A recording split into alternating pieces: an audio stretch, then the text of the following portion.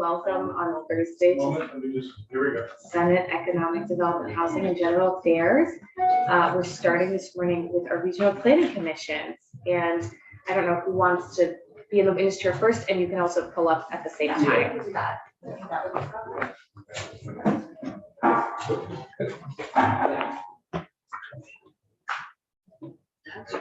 Nice job. Maybe I should sit in the flower chair. Please We do. won't look weird. Nice.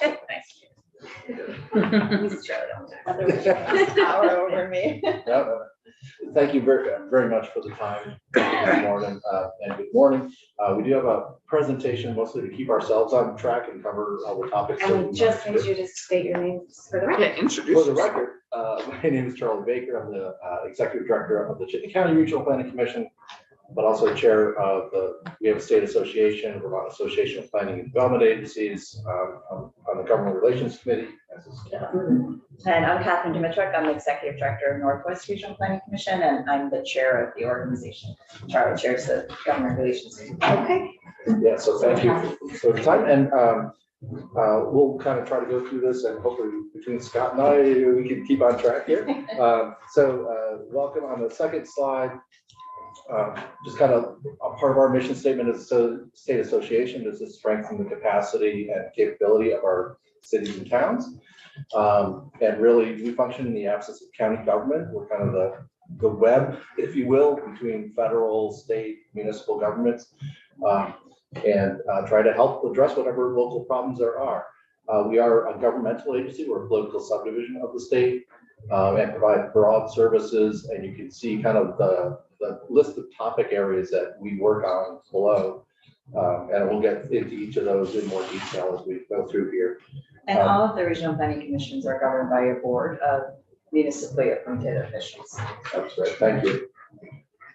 Did you just want to, on slide 2, was it? Yeah. So if you go one more back. We're on slide 3 now. If you want to go. Okay, I didn't know if you State wanted policy. to talk about any of those No, subdivisions. we will in subsequent slides. Great, okay. Thank you. Yeah, probably more than you want. The first one we just mentioned is just state policy, and I think we're trying to be a resource again because we see a lot of the government and systems and levels of government of just advice to the legislature or administration as they're developing policy and working on how to implement things for the better. Anything you want to add to that? Vermont Climate Council is a recent example where we serve.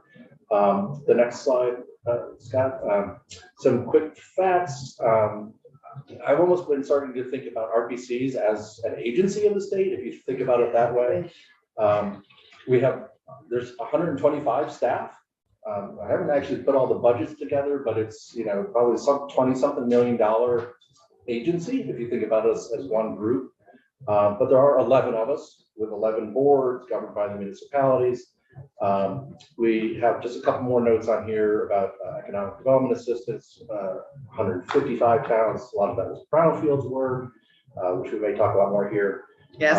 Important with budget adjustment.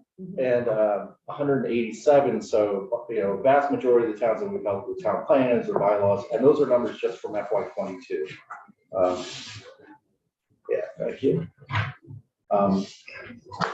So at the regional level, the regional planning commissions coordinate the local efforts, and we do a lot of projects at the regional scale that benefit all of our communities.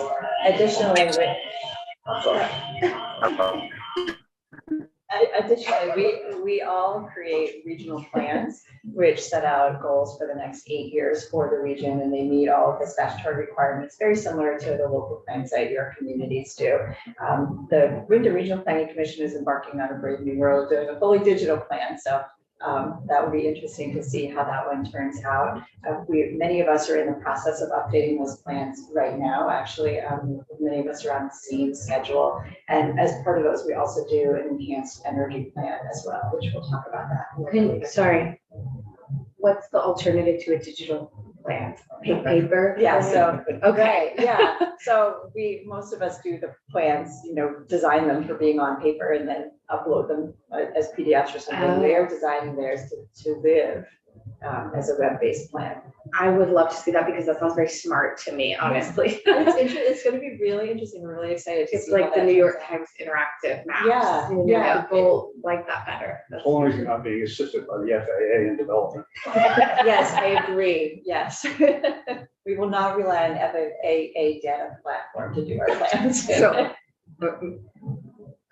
key is out of this committee, we did a lot of the bylaw modernization, and you'll see that the RPCs, third bullet down, RPCs were instrumental in helping and working with, just like VLCT was too, working with our towns, getting those grants put together, right?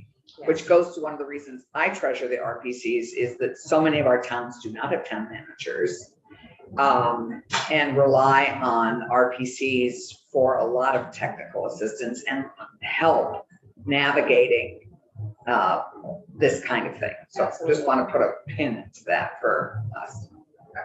And next slide. Are you okay with questions on each slide? Absolutely. Senator Brown Sorry, I'm had a- sorry. No, This Senator Brown is had a more just a general question, and maybe something that you get to, but I want to just get a sense for what areas are the RPCs involved in, what are they not involved in terms of planning? In particular, I'm thinking about the regional planning that's going on right now for telecommunications, emergency communications, as to whether you folks are involved in that or not. Yes. Particularly, I think a lot of us have been helping with the broadband stand-up, so the CUDs. There's probably some things that are happening that we're not plugged in enough to, could be. So yeah, some of that is kind of case by case, whether the state asks us to be involved or not, or if that's some other agency. So So as I look at, for example, your mapping and so on, which obviously doesn't necessarily match county lines, there's some that are put together, and there's some cases that cross county lines. And I'm just wondering, is that may be what makes sense because it happens to be a mountain in the middle of the county on the one hand, as it is someplace in southern Vermont, but on the other hand, is that something that ought to be rationalized so that when we talk about a region, everybody who's involved in regional stuff seems to be talking a different language, because regional means different things to whoever's talking about it. Is that something that ought to be rationalized? I don't know that there's one rational answer for what a region looks like. And I think that's been the challenge that we have faced. We have those conversations fairly regularly, like every few years we talk about the boundaries and we look at how we're doing our services, how they align with other efforts. And so far, when it comes to county versus region, when there's been issues of where the line is, we've been able to make those work. And often we've had many instances where something's been county-based where we'll cooperate with our neighboring RPC and make sure that we coordinate the coverage and it all works out pretty seamlessly from the municipal level or from the state level. A question and a comment. I'll do the comment first. I've noticed that the relationships between the RPCs vary in area, right? In the southern area, the RPCs and the development corporations are working together. We've established an economic development zone with the two southern regions, and it works differently in Chittenden County. So if well, I mean, obviously you don't have, you don't have a need to spread out, but just the please. Right? Sorry, I didn't mean to get, no annexation. but the relationship between the regional planning and the development. I don't know if you want to comment on that. And then my other question is, do you ever have trouble identifying the right person to talk to in a town? Because not only are there not town managers, but the select board changes.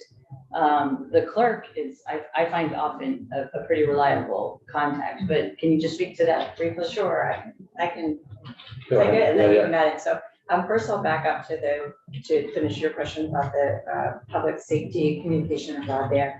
Yes, we're very involved in the communication union districts. We house the employee, we help start up hours at the very beginning, and Cooper was able to fledge the nest. And so we've been very involved in that. We're not involved in things like FirstNet and that overall emergency communications effort. We haven't really been involved much in that. In terms of working with the regional development corporations. I think in most places of the state, there's very close working relationships with the regional development corporation. We've had in our region a monthly partners meeting where we all work and trade ideas and make sure we're working cooperatively and collaboratively. We've had that for 20 years. And it's a really close working relationship. We have an economic development district as well that serves the 6 northern counties of Vermont. So we cooperate with all the regional planning and regional development corporations across those 6 counties. And it's managed out of our office at Northwest Regional Planning Commission.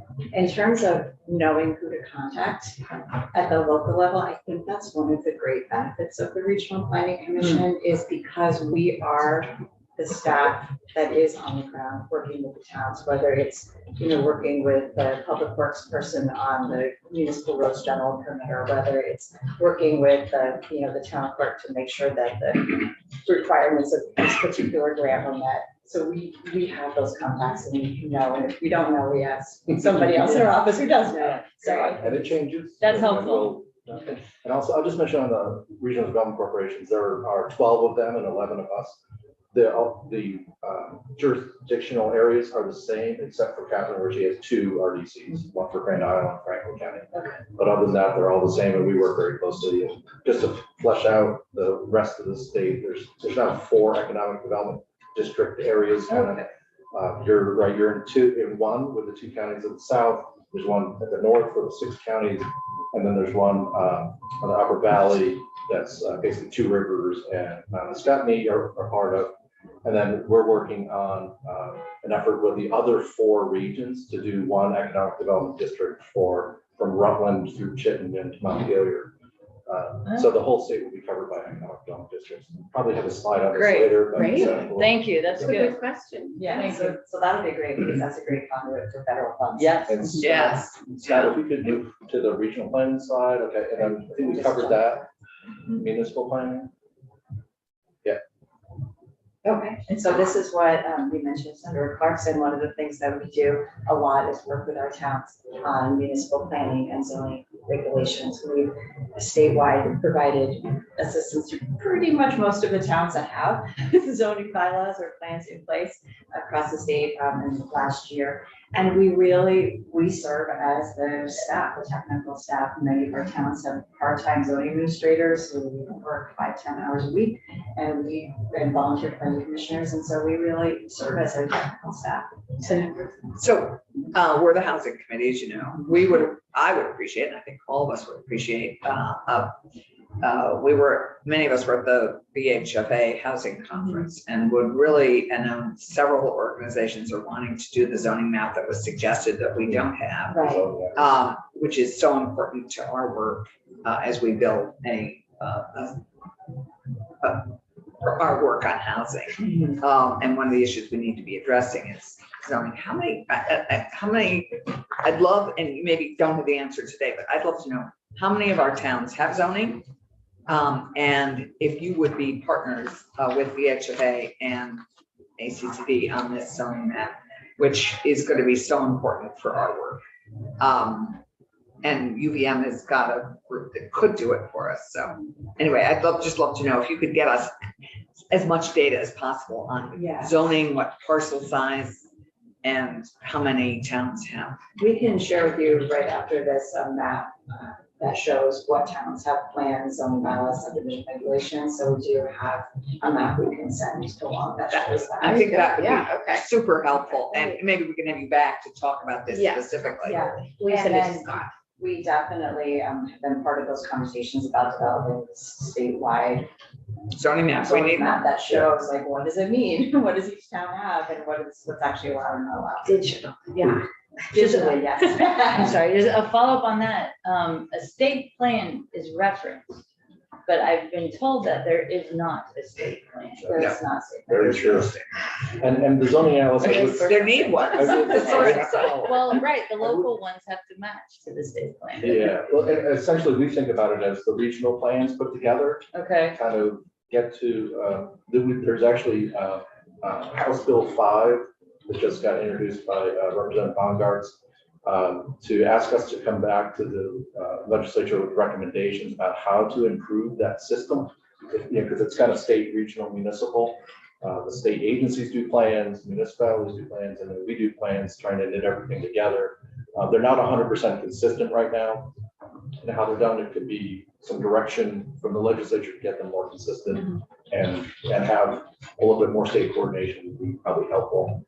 I'll come to that at the end. Hopefully it has more success than our state planning office though.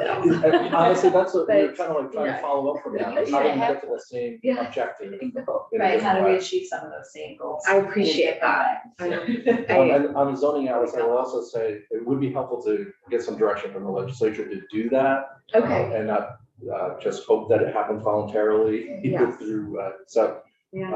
I'll just plant that seed. So you support it, obviously. Oh, Yeah, Yeah, I just want to make that clear. As some of the regions have done pretty much all that work already, but it's not done statewide. It would be helpful to, again, get consistent statewide. Consistency. Scott, could you That do would be the nice. Economic development slide, Scott?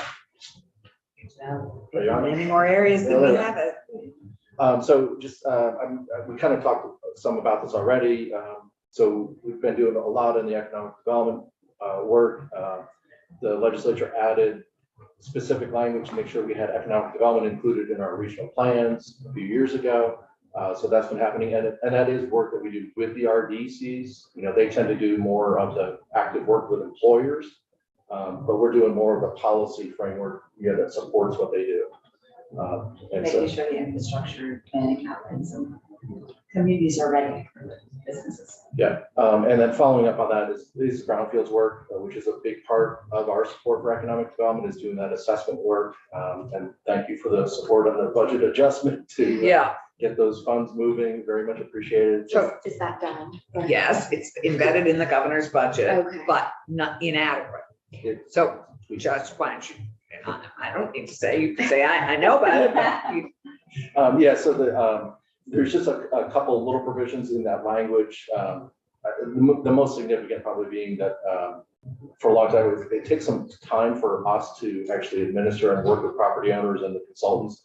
And for some reason, the administration proposal went from 10% admin to 5% admin, which kind of makes it hard for us to do the work. So we'd really like to get to 10% admin. There's also a little bit of language about caps. I don't know. that we'd like to get rid of. Yeah, at least be consistent with the EPA caps Yes, Yeah. Caps on the amount of money that can be spent per property. Oh, per okay. project. And, economic development cannot occur in these priority places that are in our downtown and village centers until we get these cleaned up. So So it sounds like they go you're- hand in glove. They really do. You're talking to Oh, yeah. Appropriations. Oh, yes. And I don't think this is a you thing. This is a Jane thing, I think. This is not a finance thing so much. I don't, no, No. no, I don't It's touch just budgets. language and budget adjustment that we support. Yes. yeah, thank you for that. Appreciate that. Scott, next slide, housing. About at least. Housing, next slide. Yeah, Yeah, I've thank been you. writing a list. So we talked a little bit about the bylaws work. I think we're also, in various other regions, and Kathy, you want to Hi, jump in can you- here?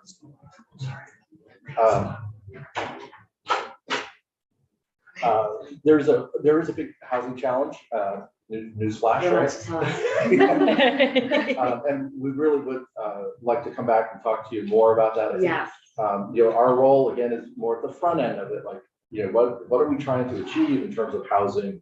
How much, what kind, where? And so that's the work that we do, is really getting the region and the towns ready for housing growth. I personally believe there is a lot more that can be done on the regulatory side, on the way that permitting happens that would enable the market to respond better. We have a tightly regulated market here, and you want to talk a little bit about your housing work? Sure, and just wanted to follow up a little bit on the Working Communities Challenge project that's going on in our region called Housing for All, because this was, we were one of the communities that was not originally funded by the Boston Fed, and then there was support from the legislature to fund those efforts. And so I just wanted to thank you for that, and know that we're in the first year of a 3-year project in Franklin and Grand Isle counties to really look at increasing the quantity and quality of housing that's available for all people. And we just finished a housing needs assessment that quantified the need that we all know intuitively is there, and it's quite a shocking number when you see the number of need just for the existing need that we have. So we'll be working with our communities and partners to identify ways that we can build more housing. Great. So I heard yesterday, and I'm trying to remember, but I think it was at our CT meeting. Did we not hear from somebody that I don't know where it was, but during the course of the thing, 30 to, that actually our need is 30 to 40,000. That was a number from VHFA, I think. VHFA. By 2030. Yes. So, I mean, we have been that kind of talking number, and about we're- 10,000 units and with I think the Vermont Futures Project. One little plug, it's very hard for all of us, you included, to know what's actually happening in the housing world, because there's a gap in data collection. Yes. A Yeah. registry might be useful. That's That's rental one units, part of it, but, yes. but even at a baseline in the grand list, Okay. the state gets the data about the grand list, right? Like, Yeah. oh, property got improved, here's the new tax, right? But we don't track the number of units. And so we don't know where housing units are happening around the Okay. state. Like, you've never seen a map So maybe that of could be where a piece new of our housing. development's happening, because it doesn't exist. The data doesn't exist. We've had to do locally, we've had to go to every town and pull out their permit records to find out what's happening. And That's there's gotta be some way to get that, and I hate to put more burden on the towns, apologies VLCT. But there just needs to be a little bit more data added to the list that's provided to the state, so that you can see where things are happening, how quickly. We get some broad numbers that, I think we're doing like 2,200 something new housing units a year, but that's kind of an estimate from the census.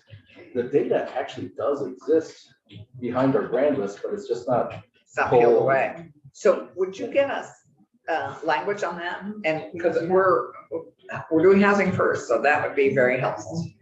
It would seem, when you're talking about a statewide digital map, that when a permit is issued, a building permit, that you would just have to go and push a little red button. Somebody puts the data in. It would, because that assumes that probably your town clerk is.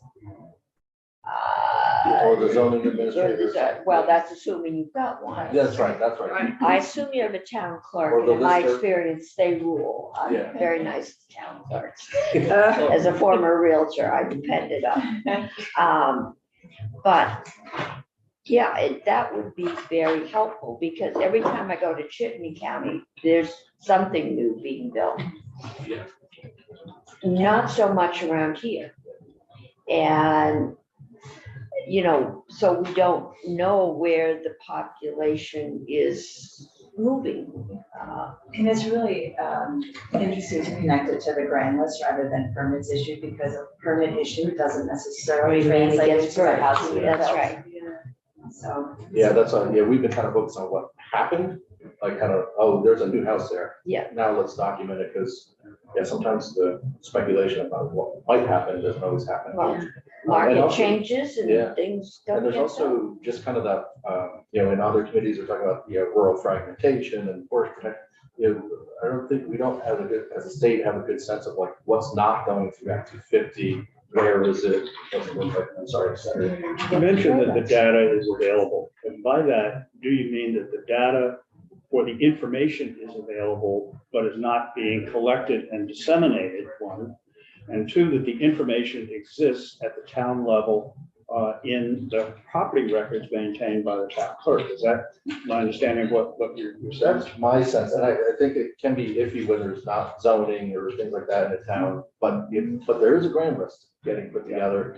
I don't know for certain if every town is collecting, like, if somebody did a house with an accessory apartment above the garage. Mhm. I don't know for sure if the lister's capturing, oh, there's 2 units here. Right. So it may be, Is there a requirement for that to happen because it's a change in use? no, No. I think they capture the tax information, right? Like, oh, this property's valued at X. here's a But property tax. that is a key piece of tax, as I Brandy would points think out. I it would mean, be. Yeah. you're taxed on your use. I mean, Yeah. every time you, Right. I mean, if you create a home office or if you do, anyway. Yeah, well, I mean, the issue is that we always face this notion, well, let's create a rental registry, which in my mind is do-gooded, because if the information is being collected properly, in the first place, it's already there. But it's not. Now, the yeah. question then is does there need to be a change in the way the information is collected and recorded on a uniform basis throughout the state? And then that would drive the ability to have the data that you want without creating yet another overlay on top of it. I do think there's some base data that could be getting collected that's not getting collected now. But it's not clear to me, I don't know if you know better, that it's even developed in each town in the same way, because they've never been asked to report it. So So there's some change that can happen. I'm gonna have Senator Harrison ask a question, and we might need to go to a slide of your next steps that talk about Yes, from time scheduling. perspective, Yeah, yes. we had a few gaps. I just want to say really quickly, when we do have this conversation again, in Wyndham County, there was a group established that meets monthly to talk about and actually document the amount of housing that exists that we need and that has been built. So we've Ooh, you have developed a model. a workaround, yes. How Yes. unusual that Wyndham Well, leads. Well, Wyndham is such it may a- not be something we want to duplicate, but I think we should include it in our analysis. I mean, it's certainly an option. On the one hand, it's nice when you do things to do them once. Totally. And it's certainly much more economical. We have this tendency to find, all these various systems, so to make the work, then you create a coordinator position. And I always thought that every coordinator position ought to be eliminated in Block because they're extremely costly, because they deal with systems that aren't well coordinated to begin with. Mhm. Change the base system. That's not true. Fix the problem. So we ought to find a long-term solution. Correct. So, Yes, I totally Scott, if agree. we can move to the next slide, we'll try to just maybe 5 more minutes if we could. I think I can give you 2 minutes. Okay. And you're gonna come back, zoning We is. do a lot of people work coming with water next. We quality. need to not ask Water- questions. We do a lot with water quality. Yes. Water quality, We GIS, have the digital mapping analysis, uh, GIS. transportation planning, emergency management, energy planning, and then partnerships. And, this is, we are that kind of fabric between the levels. So that is, I hate to say this, it sounds like the worst bureaucratic point in the world, but we spend a lot of time in meetings, but they're like, you need to do that to get things done with partners. And, particularly in Vermont, everything is local. There's hundreds and thousands of volunteers in all kinds of committees. Towns have committees, we have committees, the state has set up committees. Not just at the legislature, but Yeah. every agency has them too, right? Mhm.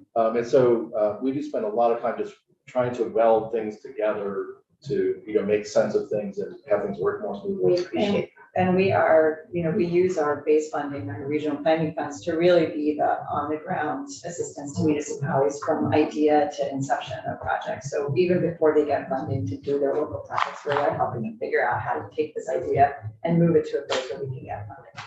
And so, yeah, if you could go down to the last or next to last slide that says issues of interest. So this is just Great. us. This is when you're coming back in. So, right. So shockingly, housing, Great. number one on that list. Economic development, especially rural, and very much related to the next couple, rural capacity. There's, we have the Rural Caucus is having a lot of conversation, and the administration has a proposal of the budget adjustment for rural capacity. That is our work. We would like to kind of build on the existing system before we create new systems. Or if I could steal some of your point there, Senator. And so, we would love to have more conversation with you as you're considering those issues. Great. Housing, as Senator Clarkson said, will be first. So we'll get you scheduled before early February. And the zoning pieces that would be helpful to have the data as much as we have. And all these small but meaningful tweaks, like the data collection. Yeah. I know that's not a tweak, but Language these for that would be helpful. suggestions are really helpful. Thank you very much for the Thank you. time. Thanks Sorry so for going much. over Thank time. you. No, actually, so you were right on time. I appreciate it. It was wonderful seeing all of you and being here.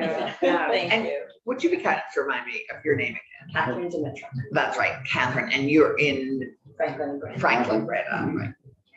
Thank you. And you at C or at KCAF? See. How queenly. It's very graceful. There you go. Thank you both. Thank you. Thank you so much. So we have members of the ACCD team on Zoom. I see Jessica, and I think first up we have Secretary Curley. I want Jessica back again. Labor, because she Goodbye. was my Thank you both. go-to person. Yeah. Let's see if she's happy where she is. Good morning. Hi, Jess. Hi. Good morning. Good morning. Good morning. Good morning. The rest of the team should be there in person. So let me just check and see. Yes, they're here in the building. I'm Maybe sorry. they should be retrieved or something. Is there someone you can text and say they can all come into the room? Absolutely. Sorry. That's the issue. We, Hi. Yeah, I was gonna say, you've got more people in here than I have. in Okay. finance. so we might with the staff have a capacity issue. We can see, but we'll try to keep you in if we can. How many are We can we? have 5 guests besides the witness and Scott. And Really? So 4 guests. We have press. So Yeah. I think we may need, given we have, how many of you coming in? We can stack some folks from the hall. Okay. Yeah, well, So how many is your limit? we can have 4 if you're able to watch on Zoom somewhere. Thank you so Thank you, much. that'd Are be you great. going to be in here often? Maybe. What's your name? My name's Ryan. Hello, Ryan. Ryan. Down DRM. Okay, thank you. Thanks so much for. Okay, honestly, if Ryan wants to stay, we can like. You're a witness. All That just right. makes it more We confusing know as lobbyists, we Okay. witnesses. keep people on deck Jess is and laughing, things. she's like, of course Lindsay's trying to keep Ryan.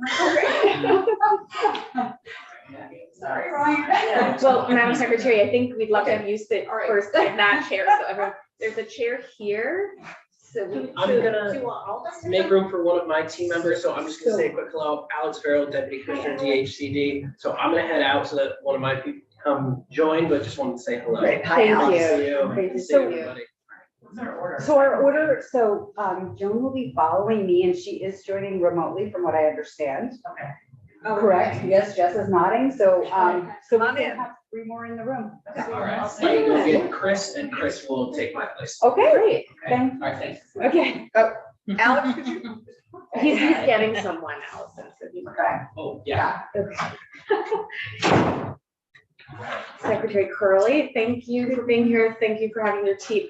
You all can, it sounds like Jessica knows more than anybody about what's going on, as per usual. So we have just an order that's on our witness list, but we'll ignore it if you have an order and just rely on you to make sure no one gets left out. And have you start with an overview of how things are going at ACCD. Sure. So for the record, I'm Lindsay Curley. I'm the Secretary of the Agency of Commerce and Community Development. We have one new senator, so I thought I'd. Wendy Harrison with Wyndham County, from Wyndham County. Oh, of course. Nice to meet you. Nice to meet you. So I know most everyone in here, but I'll do a very quick, a little bit about me. First of all, really happy to be here. Thanks for inviting us in. I actually grew up here in Montpelier. I've known Senator Cummings forever. And graduated from Montpelier High School, St. Nicholas College. And in my first tour, I was a CPA working for the international accounting firm of KPMG. And then I did a few other things and worked in business with my husband, small business here in Montpelier for almost 2 decades, and sold that business right around the time Governor Scott was elected. So when he was elected, I worked first as the Commissioner of Labor. So very much in a regulatory position, which was interesting, a very interesting role, but bringing sort of a business person's hat to the table, and enjoyed that role and understanding that from that perspective. In 2019, in the fall of 2019, he asked me to transition to the Agency of Commerce and Community Development, which is seen more as, I would say, promotional, right? Growing the economy and promoting our state to both business and visitors and growing communities. And you all know where the story heads, because sadly we were faced with a pandemic just 6 months later. So my role turned sadly back to regulatory and asking people, very politely to stay away for a bit. And it was a very, very difficult time for everyone in our state. But we learned a lot about Vermonters and their resiliency and their willingness to step up and prioritize public health. And I could not have done the job that I did without the amazing team that you'll meet today. They really stepped up and found a way to help people through this. It was very scary. Having been a business owner, I know how painful it would have been to have somebody ask me to suspend my business operations, knowing that the family that worked, I call them family, the employees that worked for us would potentially have not received a paycheck because there was no income coming in and folks didn't know there was any federal aid coming. So it was a scary time, but again, Vermonters really stepped up and they made sacrifices and we made it through. But the team has done an amazing amount of work, lifted federal programs thanks to the legislature that agreed to entrust us with some programs that we had never done, grant programs to individuals, which we had never done before, but we got money out the door. As you'll hear Commissioner Goldstein talk about, it wasn't always perfect, but we had to do it fast and we did it. And we're still doing it, but we've also had to go back to picking up the work that we were asked to do prior, we're expected to do prior to that. So we've done that. Our agency has grown as a result of that. And she'll talk about that, as will some of the other commissioners, because that work will continue for a few years while we continue to have extra money to help people survive and thrive as we go forward. So with that, I really don't want to take up a lot of the time because I want you to hear more detail about what's going on within each department. But within the Agency of Commerce and Community Development, we have 3 departments. We have the Department of Economic Development, we have the Department of Housing and Community Development, and we have the Department of Tourism and Marketing. And when I came to the agency, we had just under 90. And I'm going to say that we're over 100. I haven't added it all up lately, but again, we have grown and we continue to try to, build the team swiftly to make sure that we can help folks around the state as best we can. With that, I'm happy to take questions, but I'm guessing you may be happy to fire them off to me. You may have more questions after you hear from the whole team today, and I'll stick around as well. But I appreciate that. Any preliminary questions before we let it go? All right. Bill, I'd just love to say thank you for your leadership during COVID. I think we forget to thank each other, and we all worked so closely together for the last 2 years. And so thank you, Lindsay.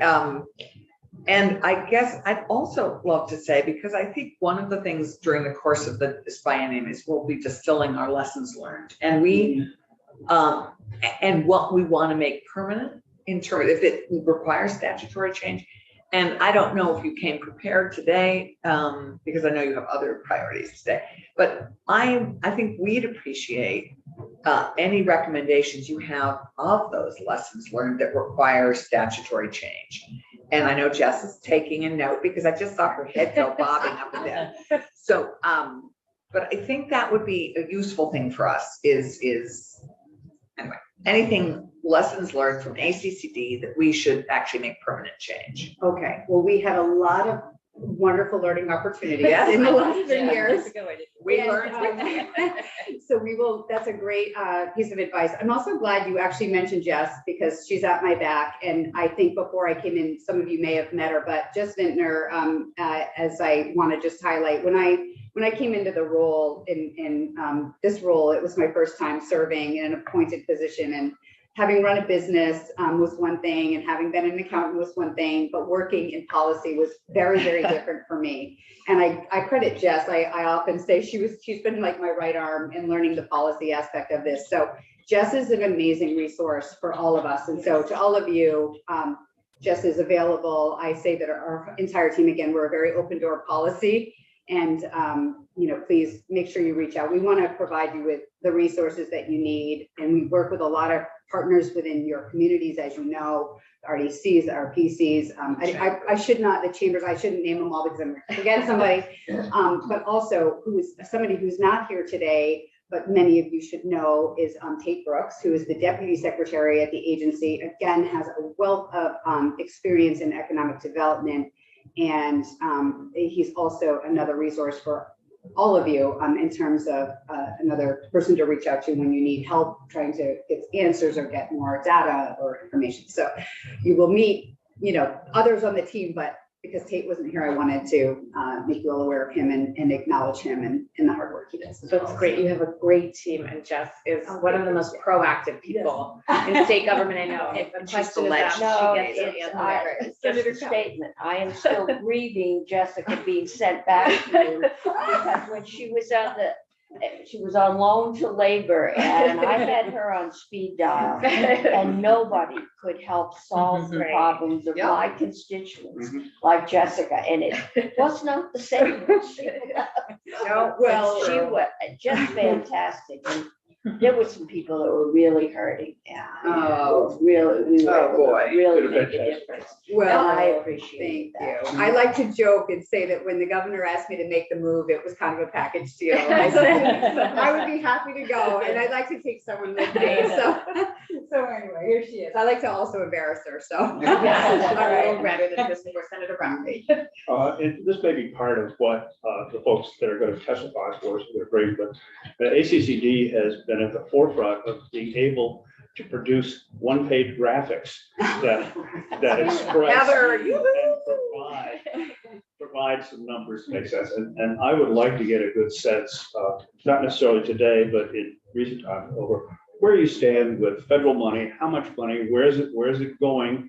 And, but more important, what's left and what do we have that in effect is uncommitted or that may be available for other things that we decide to come up with or modify or whatever this year, just to Okay. have just a clear picture of where this whole chain of COVID money that affects your agency has gone or may go. Yeah, and we're happy to do that. And I appreciate that acknowledgement as well, that some of it is very prescriptive, right? And then there's other money that may be more flexible in terms of making decisions on. Or there may be money that is prescriptive and that has not been prescribed and is sitting there unused because.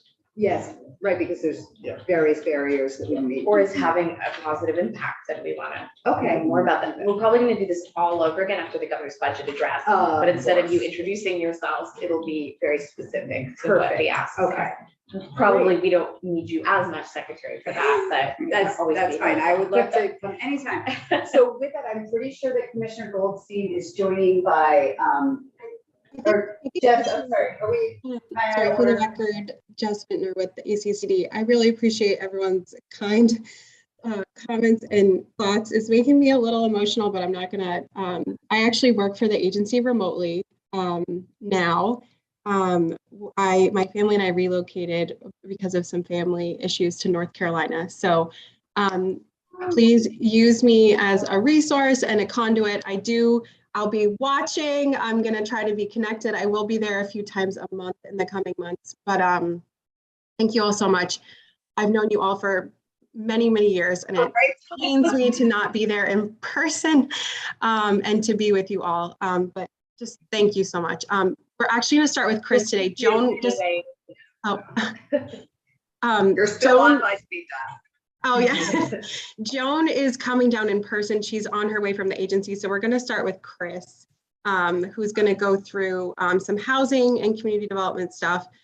Chris, just let me know what presentation you want to present from. Yeah, the image-based slides. Yes. Okay, perfect. Thank you all. I miss you all. Yeah. I want you to. Alex, Can they come in? I can Yeah. step out Okay. and we can at least let one in. How many do you have? You have a couple. Yeah, at least. yeah. Two more can come in if Two you more, step so out if I step out, secretary. do that. Okay, I'm gonna grab But- first though. Yeah, does that make sense? You got it. Okay. Two are coming in. Okay. It's Richard and Jacob. Richard and Jacob. and Alex was already in. I'm gonna make. Yes. We set this up, so Great. I'm also gonna have to leave in January, end of January, and Jacob Hemrick, whom you're gonna meet in a second, is gonna be covering for me on a lot of. Oh, I thought somehow there was like a permanent change. that I Yeah, didn't no, know no, about. no, Okay. no, no. How long you gone? Probably a week, I hope a week. My mom is ill. I thought you, yeah, it's something very different. We're just hearing how you're taking over. from Yes. Chris. Well, I don't know. He would do a better job.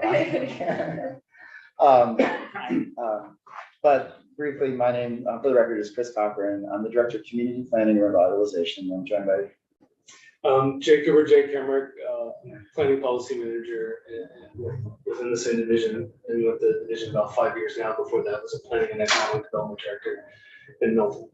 And the superstar of the show is Richard. I don't know about superstar. Good morning, Richard Morley with the department. Great to see you all and look forward to sharing what we do. Thank you. And do you know everybody here? I do, but I don't think everybody else. You Senator Harris? I'm Senator Harrison, Okay. yes. Wendy Harrison, Wyndham County. I live in Brattleboro, and I'm actually on the CEVEX board, and I chair that board, if you're familiar with that board. And So I appreciate your efforts. Jacob is the mayor of Berry City. My volunteer. I'm a Cool. volunteer. So you two No, have, municipal. you two have municipal. Yeah. Great.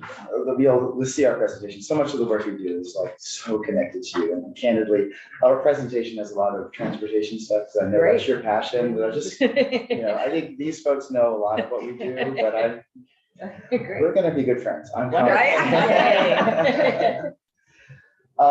So I'm just gonna step back just a little bit on the slides. A little bit more about myself here. I have a background in historic preservation.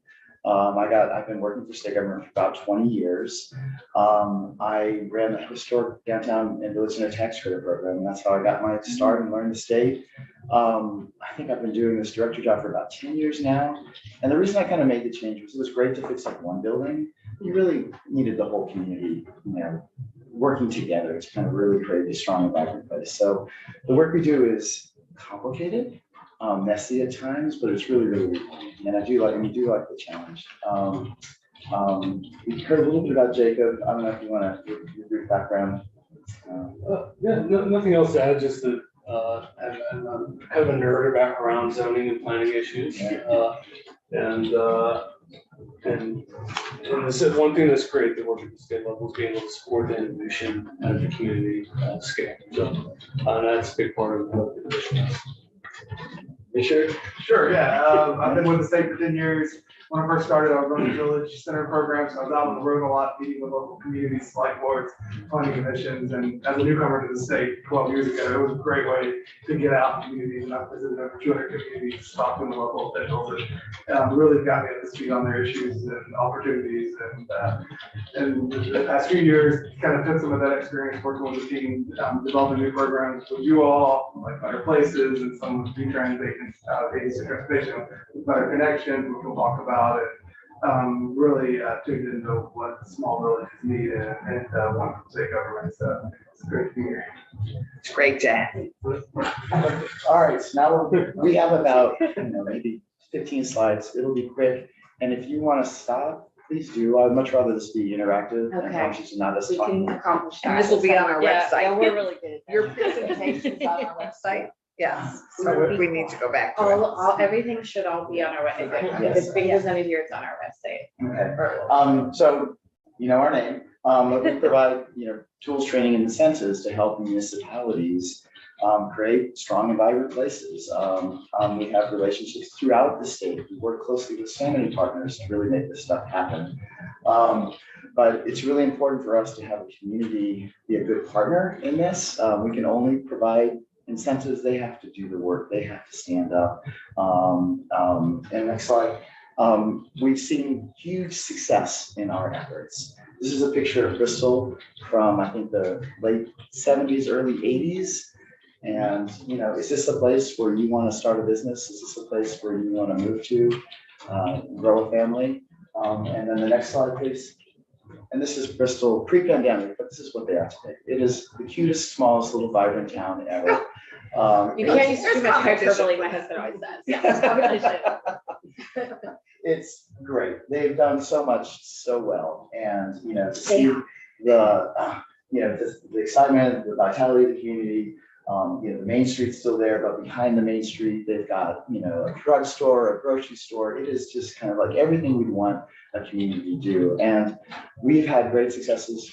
From St. Albans to Bennington to Brattleboro, and we just need to see more of it. But the work we do is kind of at the intersection of so many areas of policy. It's diversity, equity, inclusion, it's health, it's transportation, it's community investment, it's development, it's housing. It's complicated. It's historic preservation. Yeah. The next slide. How you do this work is really hard. It's got to be very intentional, but when you get it right, it's infectious, and more and more towns are kind of working and partnering with us to kind of make these things happen. So next slide. The secret sauce in all of our work is our team. I am blessed with kind of the smartest, most hardworking, most energetic group. All the stories that you hear about the struggles about hiring is so true. It was hard for us to hire 2 new people, but we hired some really terrific folks. And I don't know if you recognize the background of where we are. Does anybody know where we are? No. We got a tour a couple weeks ago of the State House Rotunda, or the. Oh, that's the dome. Yeah, the It's dome. up, you're up in a dome. Down, yeah. Oh, that's so funny. Oh my God, it was. But you're not all the way up because those stairs are still there. No, Dave took us up to the very top. I know, but this photo is. Yeah, well, we couldn't get us all in that shot. But you'll meet them eventually, but we have expertise in historic preservation, landscape architecture, community development, transportation. So it is a multi-discipline group, and they're a thrill to work with. And I hope you reach out to them. They are and what keeps me going every day. Next slide. While we are a small team, really our secret is just our partnerships. We do work with all our sister agencies closely, but candidly, some of our external partners are just a little bit more nimble and a little bit more flexible, and we're more responsive to kind of the things that we would like to do in communities. The breadth is pretty diverse, from our housing partners to our environmental partners to private sector partners like Green Mountain Power to quasi-government folks like Efficiency Vermont. And our RPC partners who you heard from this morning, we work closely with them. It's amazing what you can do. And all the people we work with are people we choose to work with. And it's just really nice what you can achieve when you kind of share a mission and kind of just want to get it done. Next slide. A big focus of ours is downtowns, obviously. Bristol again. Sorry. I In the was gonna say fall, Bristol is yeah. getting a lot of play. I know. 252 towns here. Yeah. I mean, Swap this out with 3 Bristol. slides, 1 town. Yeah. I only know it came up yesterday. We made a similar presentation in House of Commerce. I'm like, oh, we did a little too much Bristol. Yeah. We love all towns. It's really every town. They're a great poster child. But they've done some great things. But downtown Tuscany is where it all happens. We have these programs that help, and we'll talk more about the details. Next slide is about our villages. We designate villages, we help them. Their needs are different, and I think there's going to be a lot of conversations about capacity building for how we can help them step up and do more, because their needs are great. I think Vermont is in a very unique and interesting time. They're making huge investments in broadband. We've seen a lot of new people coming to the state. We do need more people. We do need more housing. And how can we take this as an opportunity? If our communities are more vibrant, more compact, I think we can really revitalize so many of the places that I think feel left behind. Our downtowns and village centers provide an experience that Amazon can't. It is a place to connect to your neighbors. It is a place to do real things and run into people. It is a place where businesses can start, but we need to figure out how to make more room for more people. And this is kind of, table setting for a big bill that we're working on, and I'll talk about it more in a second. Next slide. I'm going to pass this over to Jacob, who does a lot of our work in neighborhood revitalization. Well, and a lot of what we do, in addition to being a policy manager, we're all active program managers. And so we support place-based designation programs like downtown center, village centers, neighborhood development areas. And so the program is expanded to look at those walkable areas in and around downtown where we can support housing development and recognize the work, the great work that's happening locally to be able to say yes to housing in little places. Next slide. So where is that? This is also Bristol.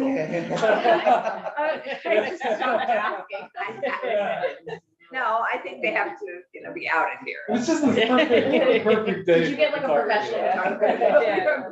Yeah, Senator Bray sent us these shots, yeah. Oh, really? He lives in one of these apartments, clearly. When you have to sell the bill we run in here in natural resources, you have a great We're gonna do presentation. that. We do have examples from all over the state. This is just high level of kind of just some of the programs that we administer. Municipal planning grants, these are programs that help municipalities. They often need expertise that they don't have in-house. This is a very flexible program. It's enjoyed a lot of support, a big kind of bump, I think, last year. To help communities kind of figure out, what are their challenges, what are their priorities, and set them up for success. Better Connections Grants is a transportation-related program that Richard's going to talk about more.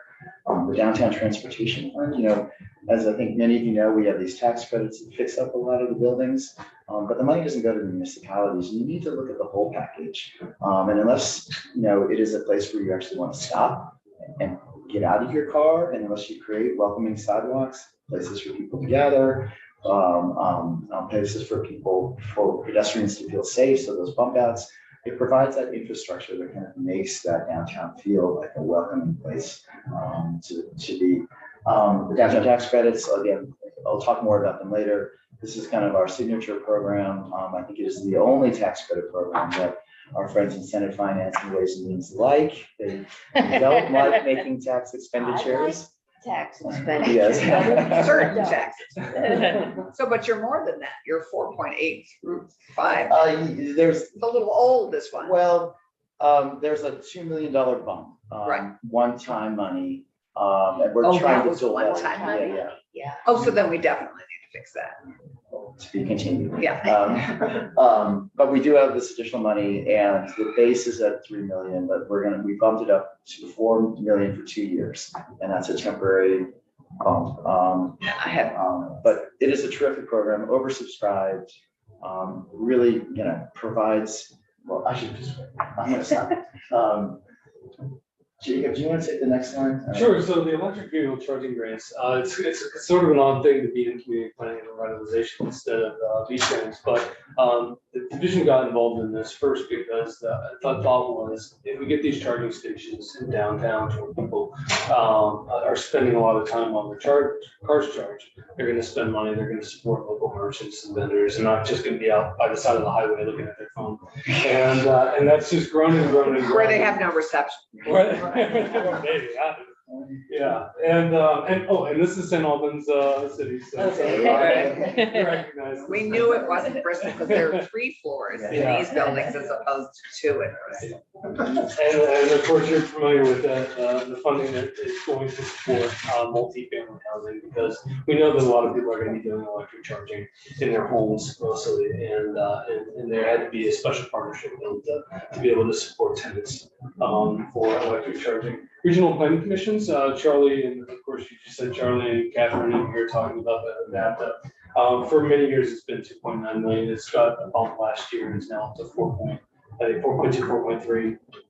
We're the pass-through agency for that funding. We work with them to develop work plans so that they can support regional planning initiatives, all the things that they're required to do under the Planning Act.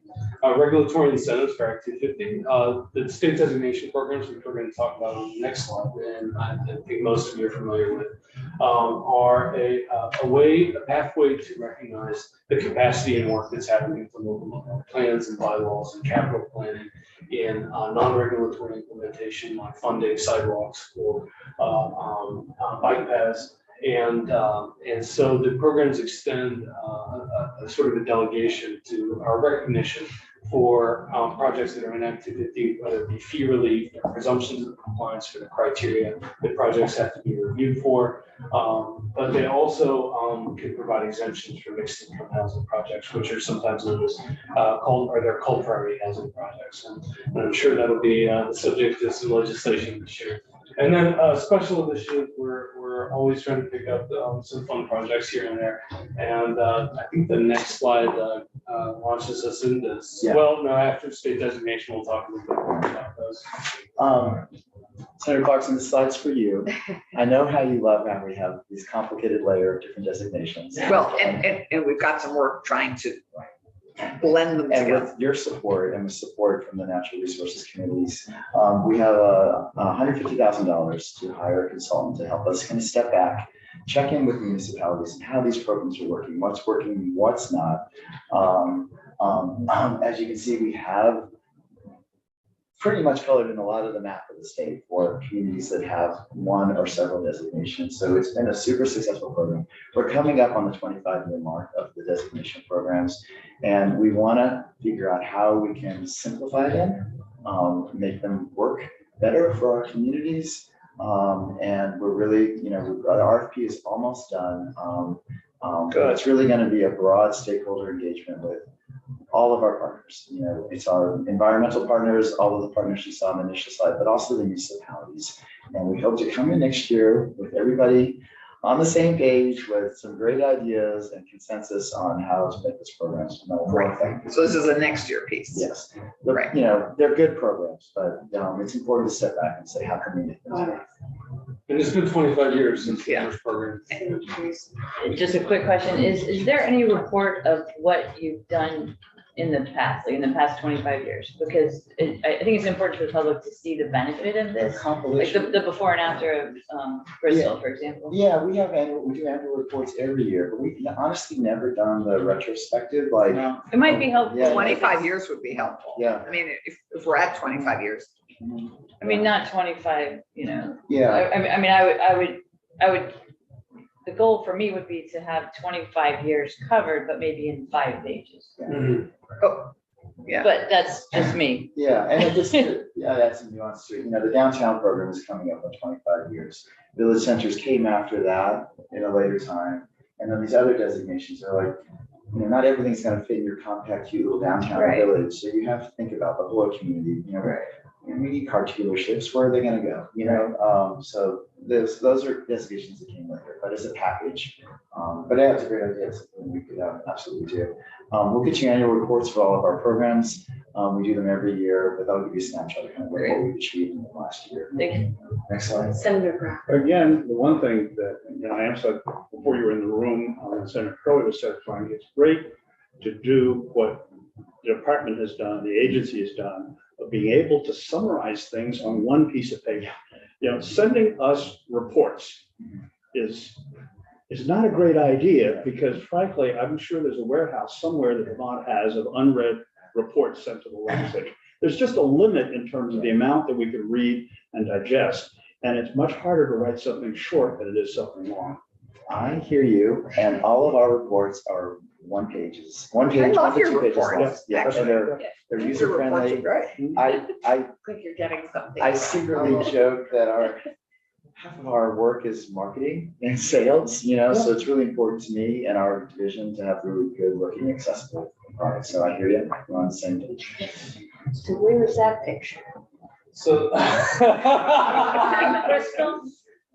So Bristol you was see the me It in is, the it's the same bloody porch. It's the same porch from that house. Same porch, different direction. Correct. So, All right, we'll play name that town better next time.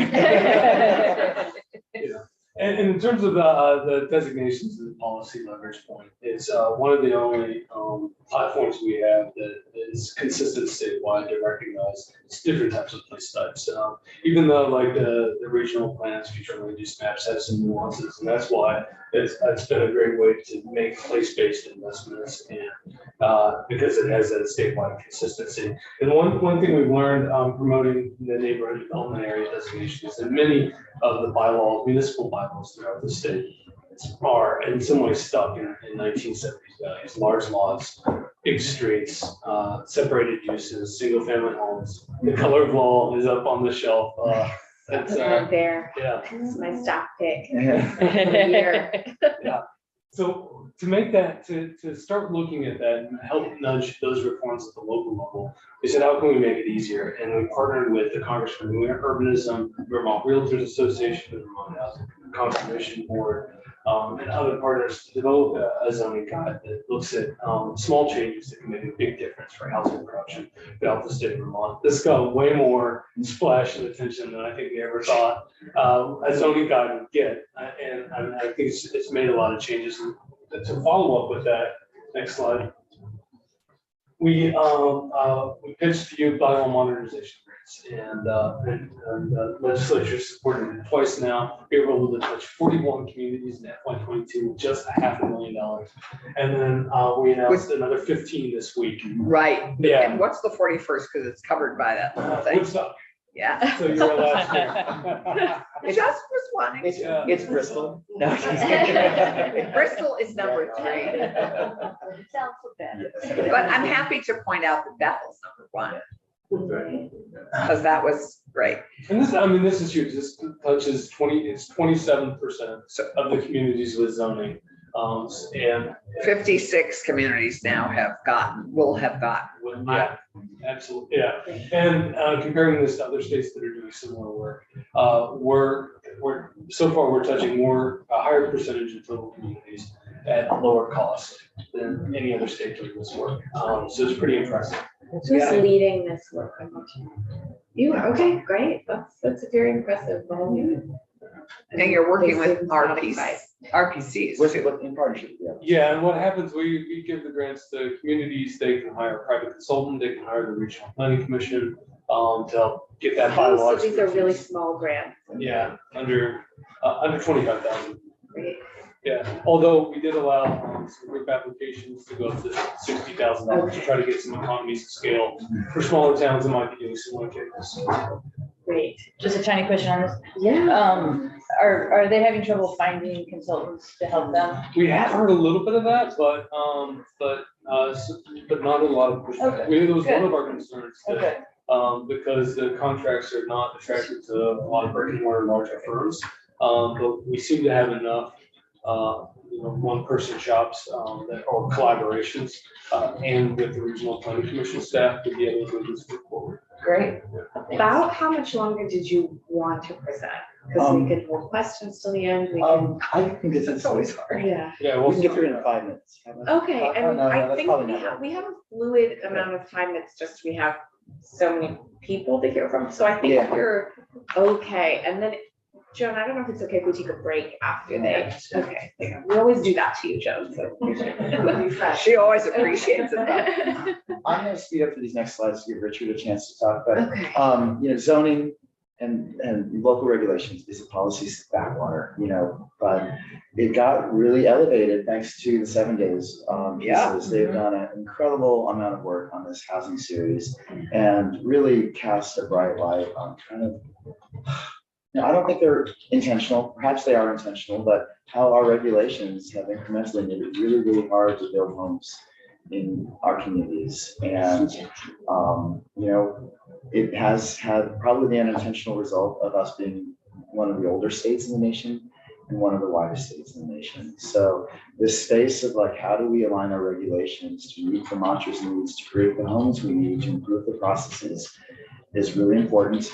And we've worked closely with former Senator Von Gaertz, now Representative Von Gaertz, on a bill. We had a big tent of stakeholders, everybody from the environmental community, DNRC, to regional planning commissions, to municipalities, on a suite of changes to help communities get to yes on the housing mix in district. Yeah. Next slide. And we will see a version of that as part of a larger bill in here next week. Another project we're rolling out over the next year is a missing middle housing toolkit, accessory dwelling missing middle housing toolkit. Oh, it's okay, right? This is about With looking at- VHFA, you're doing this? No, this is just through This came out of your committee. Yeah, but Yeah, we're gonna have a consultant on board, but it won't be VHFA, for the project to look at missing middle home types. These are the duplexes, triplexes, they're Right. in housing. We're seeing a lot of single family home development, a lot of large multifamily, but the category of missing middle homes is pretty narrow. And so there's gonna be a building designs, schematics, a builder's toolkit to attract new developers, missing middle homes, make it easy for them to understand how to get into that business. And then community design for infill development, so communities can see how these homes can fit into existing neighborhoods where there are already streets and sidewalks and water and sewer, as well as greenfield locations where there might be new development. Are we looking at, I mean, I get asked all the time by constituents, how do you define missing middle?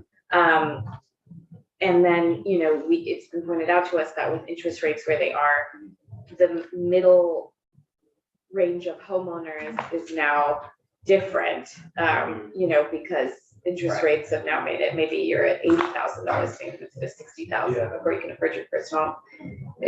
Are you tracking a sort of like range of what we were talking about when we say missing middle? Yeah, it's interesting. Missing middle means different things to different people. Right. From our planning and design background, missing middle is a type of housing Okay. that was once common in Vermont communities, but due to zoning changes, it's really hard to build now. So it's the quads, the triplexes, Starter homes. right, the type of homes that we need, that because they're using land more efficiently are more affordable. Then there's the other conversation about missing middle being an income type that we're trying to capture. They're kind of linked. We're like, yeah. They're linked because if, yeah. But our focus is on design and getting, you know, I think the big housing developments, people get concerned about them, but how do we have huge infill opportunities within our communities where we have roads, we have sewer and water, but we need to use our land more efficiently. And how do, you know, this links to our conversations on zoning reform. We want to see people feel comfortable with having a new home built, just getting their head around what it's going to look like. And so we don't have the opposition to welcoming more people to our communities. Excellent. Quickly. And where are we here? This one, South Burlington. Yeah. I was like, I think so. This is where, Jake? South Burlington. Oh, this is near you. We had $1 million in the housing bill last year to kind of create a new framework, a new conversation around how do we create more housing, infill housing in smart growth locations, identified a whole host of local partners, mostly focused on, you know, one of the bigger costs for housing is the infrastructure. It's the roads, pipes, you know, the things that you need that government used to pay for, but now it's on the private developers back. So how do we change that? So we started this conversation. Everybody's very excited about how do we work together more intentionally to create housing options in these centers. For the first time ever, we have all the housing funders and regulators meeting together to meet with developers, kind of a one-stop shop conversation. Because before they used to knock on everybody's door, get inconsistent information, and it wasted everybody's time. But now let's have a conversation. We're talking about developments. We're giving feedback memos, like here's the things you need to do, the next step. It's really exciting. This is the kind of system change we need to kind of get our regulations and our funding sources, creating the housing options in the right locations quickly, because we need to solve this problem fast. And this blends into our place-based TIF, our place-based, you know, small TIF. Is that coming up again this year? Tax credits, I'll skip this slide. Sure it is. This is a broadly supported program. Can I just say, because I will forget otherwise, I hope someone today is going to tell us if there are any requests for extensions for TIFs this year. Hartford. I heard, I think from Jessica that someone might be tracking requests for TIF extensions. Yeah. I know we did one last year. And we have Hartford's is coming up. Which was Windsor. Abby would know it down. Yes, Windsor and then. Oh, it's Hartford. Abby's, okay. Hartford is asked. I just want to flag that for the Yes. forenoon. We're trying to be the transportation guy, because I've talked enough. Oh, yeah, absolutely. This is a great program in partnership with V-Trans to support transportation improvements with very flexible state funding to allow communities to do kind of those enhancements that make places focus on people and humanity rather than just cars, and really creating sidewalks amenities to create that quality of place that supports economic vitality and just community vitality in general. We run about $300,000 or $400,000 annually to support our designated downtowns. And last year we got a one-time set aside funding, $2 million to expand that to villages that's gone through a robust planning process through Better Connections. Communities do really remarkable things. Like here in Virgins, their businesses aren't accessible and ADA accessible, so they use the downtown transportation fund to make all the businesses accessible, which has been incredible to see. And they've done it over several years, tapping into the grants to kind of further their accessibility reach in the community. Yeah, Senator Brown. Just in, one thing that stands out for me is vehicle charging stations. And I'm wondering, as you use that fund, or just your observations generally, are you seeing standards being developed as to what's the extent of vehicle charging stations? Is it growing, for example, in grants that are being issued through the fund? The need for it? Oh, yeah. Or the recognition that Yeah. there need to be more and more? We need to do more, but right now, we have a slide on RDB charging station. Right now, Vermont is #1 per capita in the number of charging stations. ACCD has been involved in this since 2014.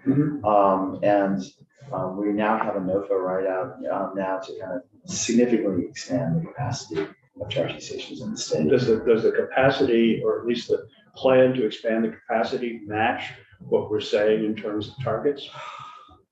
I think we could always use more. The number of electric, the notion is you get all the electric vehicles that our various plans and goals and so on say, but are there going to be enough charging stations to charge them? Most and then, people, as we talk with natural resources, is there going to be the electrical infrastructure to be able to support them? Most people are going to charge at home because that's where it's going to be easiest and most convenient. The public charging stations are for a lot of the traveling public, and the public are the people who are like, oh shoot, I didn't plug in last night. I need to find a place in town where I can quickly charge.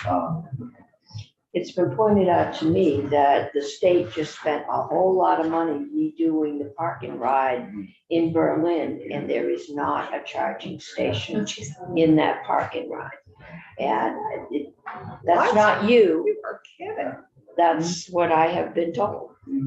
And I drove by the other day and eyeballed it. I couldn't see one. In that instance, there might be where they did an inventory of the other charging stations that are close by, because I know there's a huge bank just on the other side of the road. With the tourist stop, yeah. So I think they might also have a DCFC there. But it would seem like we're encouraging people to carpool. You park there, you carpool, but that would be an obvious place to plug in for the day. So Scott reminded me that we do have Chief Romay at 11:30 for a security briefing. So we have a half hour less than I thought. I think we can give you just a couple more minutes, and then people can take a break as they need, and we'll just go straight to Joe if that's okay. So go to the next slide. All right, take it. Let's talk really quickly about Better Connections. The next slide right there. It's a partnership with the Department of Health, VTrans, Department of Environmental Conservation. It's a really high-touch, super responsive program. We fund 3 communities a year, provide boots on the ground technical assistance, and it's rather than just providing a grant to communities to develop action plans and set their priorities and path for implementation. We provide on-the-move support with interagency collaboration and coordination to link their planning goals to implementation funding, and it's been remarkable. This was one of the springboards for what Springfield's been accomplishing in the past 5 years. It's been in play for 7 years. We funded 21 projects, and it fills a really good gap in the planning realm because it's a lot larger money than the municipal planning grant, and it provides more technical assistance from state and regional entities to really provide that extra capacity for smaller towns. And then I do want to end, I guess, with Better Places, and I want to share our annual reports for the program.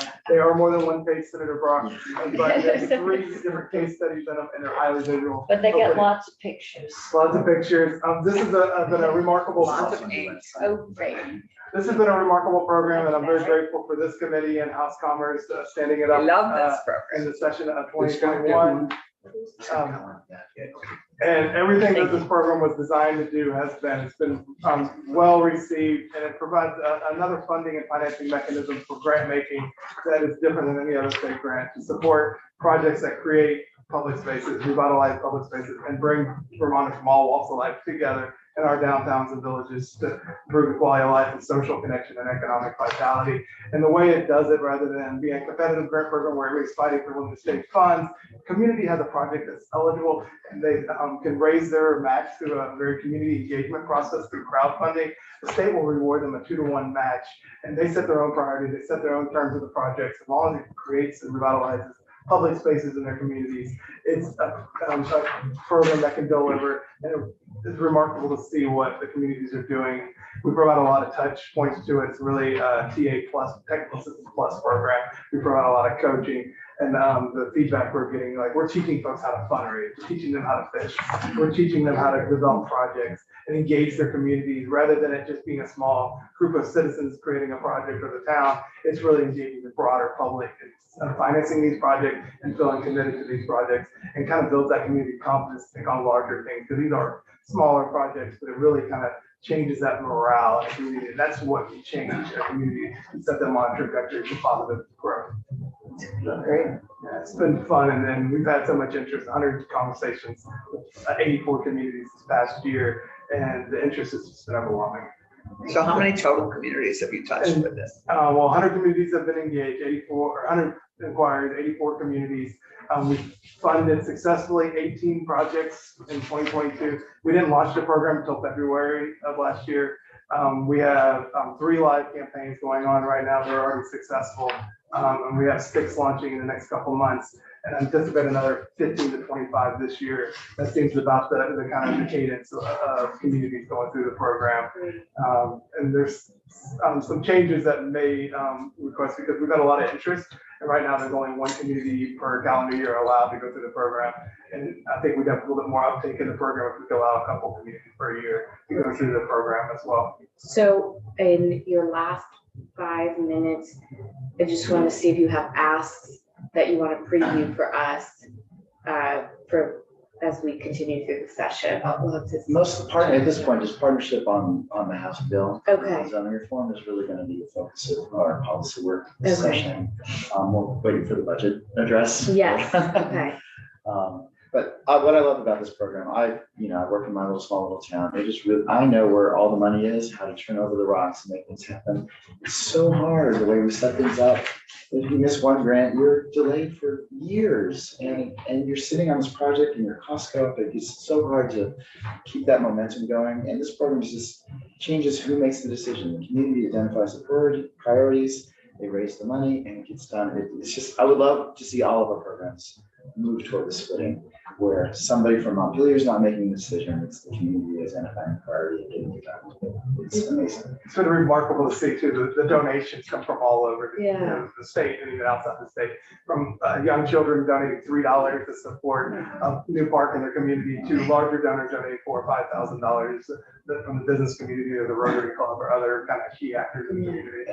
Well, you've certainly made the case strongly. If we can, I'd like to just give us a 3-minute break before Joan. So, we could talk about how great all this work is.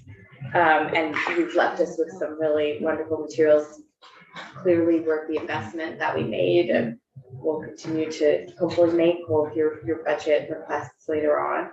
But I just want to get the committee a little break. Thank you for your time. Thank you guys for your work. I'm so excited. So please don't go far. I just want people to have 3 minutes to go to the bathroom and stretch. Thank you.